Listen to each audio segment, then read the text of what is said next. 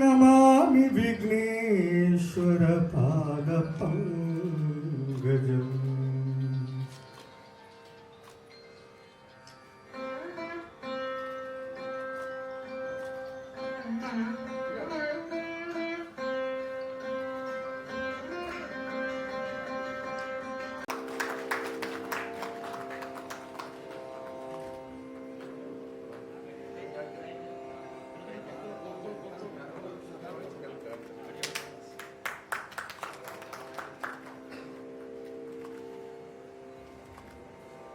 Switch on കർമ്മം മുതൽ ഇങ്ങോട്ട് താഴോട്ടുള്ള ജീവനക്കാരൻ വരെയുള്ള നിരവധി ആളുകളുടെ പ്രയത്നമാണ് ഒരു സിനിമ എന്ന് പറയുന്നത്.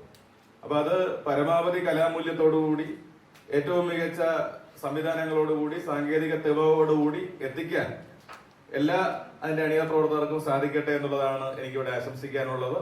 നമ്മുടെ അധ്യക്ഷൻ സൂചിപ്പിച്ചതുപോലെ മമ്മൂട്ടി കൂടെ ഉണ്ടായിരുന്നെങ്കിൽ സിനിമ ചോറായിരുന്നു.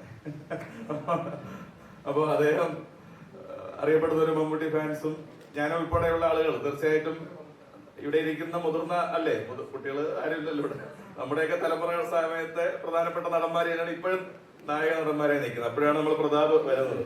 അപ്പൊ അങ്ങനെയുള്ള ആളുകൾ പുതുതായി ഉയർന്നു വരുന്നതും സന്തോഷമുള്ള ഒരു കാര്യമാണ്. ക്ലാപ്പ് ബോർഡ് ക്ലിക്ക് ചെയ്തുകൊണ്ട് വി കെ പ്രശാന്ത് സാർ അത് നിർവഹിക്കുന്നതാണ്.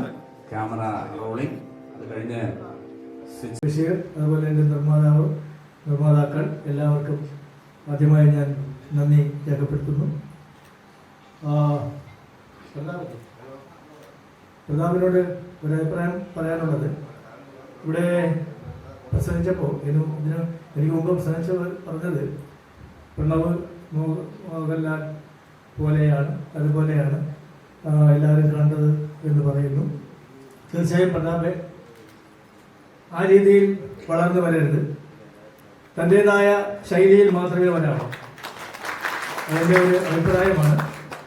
കാരണം ഓരോരുത്തർക്കും ഓരോ ശൈലിയുണ്ട്. ആ രീതിക്ക് മാത്രമേ വരാവൂ.